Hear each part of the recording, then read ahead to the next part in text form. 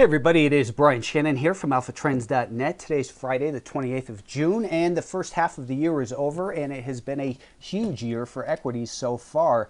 The S&P up 17%, semiconductors up 26%.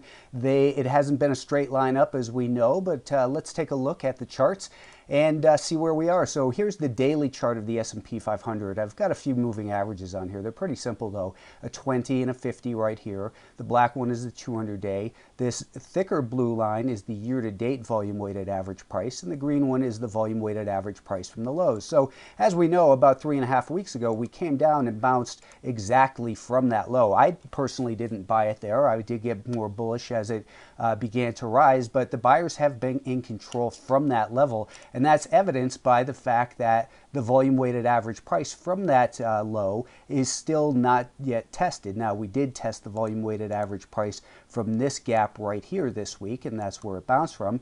And ironically, today we found our high right at the volume-weighted average price from the all-time high gap up over here. So this market has been very good at obeying some of these volume-weighted average price levels. Without getting too intricate, though, the primary trend remains higher. We have a rising 20 and 50-day moving average. They're both above a rising 200-day moving average. And here's a market where the buyers are in control. Now, for this week, this blue one is our week-to-date volume-weighted average price. And you can see today we gapped up, came down and tested that, and it held. So that means that that will likely be an important level early next week, about 292, we'll say. But the more important level, of course, is going to be this week's lows. What we'd like to see is for this market to obviously continue to move higher. If we break this week's lows, then we've got to be a little bit more cautious and think that maybe we're going to see a little bit slower summer trading. And next week, that's what's likely to occur, as it is a 4-day trading week, 4th of July holiday, of course. The Nasdaq also, had a week here where we saw some, actually we were down 1%, but it certainly wasn't as bad as it had been, 3 days ago, 4 days ago on Tuesday when we came down pretty hard in there. And what we saw, let's take a look back at that daily chart again. We're still holding above the 20 and 50-day moving average. I was thinking maybe we would drift down and test those, but of course we didn't. Market doesn't care what I think. I don't have any problems recognizing that. But this week we are just at that week-to-date volume-weighted average price, and we've created the last 3 days a little bit of resistance right in here. So back above 107 and a quarter and holding above that level, I think that's what's going to be the catalyst to send the Nasdaq to new all-time highs. And if we are to break back below this week's low, then it's most likely we're going to test this volume-weighted average price at a minimum down at 183.5. So just know your levels and know that the primary trend is higher. The Russell had a great week, and this was important for the Russell 2000 to have a good week because once again we came down and tested that year-to-date volume-weighted average price. Again, that's the thicker blue line, and that fell in right with the 20-day moving average as well.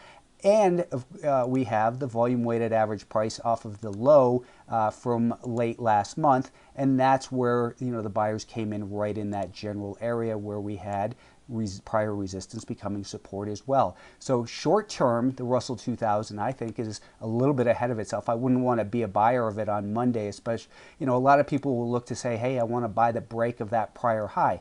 What you have to say is, where has it come from? It's just come from 150, let's just call it 151 to be lazy, but it just ran 5 points or about 3.5% in the matter of 2 days. So I would like to see it pull back, and you could look at this maybe as a cup here and create a handle where maybe it would take 2 or 3 days to pull back, settle in, and then go on to break beyond this little peak where we've seen this resistance recently. So this is now looking, and I just said a cup and handle, but you could also say here's a shoulder, a head, and a shoulder. If that's the case, for an upside objective, we would take 146, the low of the head, to the high at 156, so 10 points.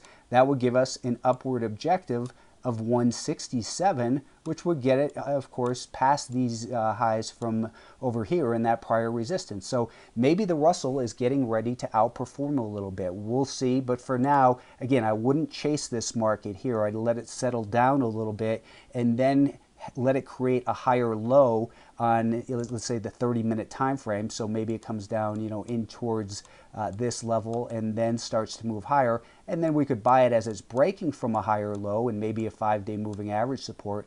Buy it over in here with a stop underneath that higher low. I'm not predicting that. I'm saying try to think of the scenarios that would make it a better purchase. Semiconductors have been really kind of all over the place, but again, year to date, look at the gains in there, 26%. Now, it hasn't been easy to buy and hold on for 26% because we've had some pretty serious pullbacks.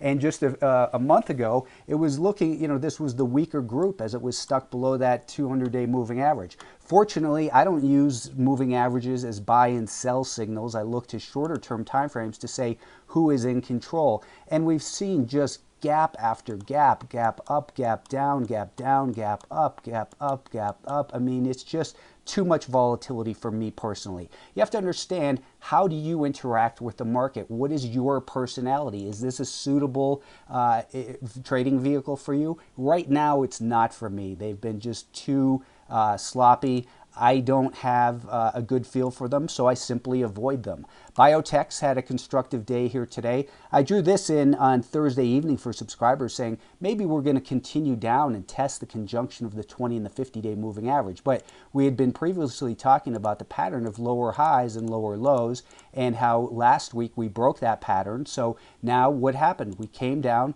This prior little resistance was tested, it held, the buyers showed up, and now they're back in control. We've got this market back above a flat to rising 5-day moving average, and over to a 15-minute time frame, we can see again the pattern of lower highs and lower lows has been replaced. Now it looks like the biotechs should be able to start to regain some of their momentum. The key level, I think that if you're long the biotechs, you want to protect your risk against this little low right in here. That's also where we have the 50-day moving average, which will begin to flatten out next week. It's currently declining, but it'll be important because we'll have a rising 20 and 50-day moving average. 200 still a little bit of a downslope, but clearly this group is getting better. On the daily time frame. Weekly time frame, it's still kind of a mess. So if you're trading in there, do so with smaller share size. I don't know if you saw the tweet on Thursday that I put out about SRPT saying it looked like a buy right in here. And it had news today. When someone came in and told me that the news was coming, here's the sad thing about it. I put this stock up as a potential long. I don't really like trading biotech stocks. I completely missed this. I didn't even own it. Hopefully some of you caught it, but no one catches them all. It's easier to call them than it is certainly to trade them all the time. In fact, last week I was talking about CBOE and how I like this as a potential long trade. Well, here's what happened in Alpha Trends. We got long right over in here this day, and then the very next day we got stopped out right here as it broke below this little low. And yesterday it kind of recovered, but it got smushed today. Being wrong is part of trading and investing. Staying wrong is how you lose a lot of money. We limited it to a small loss. Now, if this, CBOE, it broke the pattern here. It was supposed to, go beyond here and continue to move higher. That would have been the ideal scenario, or that's what I was prepared for. That's not what was supposed to happen. That's what I wanted and was positioned for. But since it didn't do that, it's called risk management. You cut your losses and move on. Now, on Yahoo Finance today, I spoke about some solar stocks, including Sunrun. SUN, here you can see it's at an all-time high, and I'm currently long some of this. It is looking like it really needs to break beyond this level here to get moving. If it does that, I think that for a swing trader, you could put your stop right underneath today's low. If you're a longer term trader, maybe under here, but risk management is job number one. I'd also mention CSIQ. This prior resistance holding a support along a rising 20-day moving average. I had, has room to run. On Thursday at Alpha Trends, we got long shares of First Solar. Here's a daily chart. It took off beautifully for us yesterday, and it continues to move higher. So what what we're doing is our stop is now right underneath yesterday afternoon's low. What I will probably suggest to subscribers is that we'll put half of our stop underneath today's low and the rest of it underneath here. Again, what we want to do is get involved at the right time and then take some profits along the way and then protect them. So raising your stops up underneath the higher lows for the time frame you're trading, that's the way I would do it with First Solar. If you're taking the week off next week, enjoy your holiday week, and I will talk to you again. Thank you.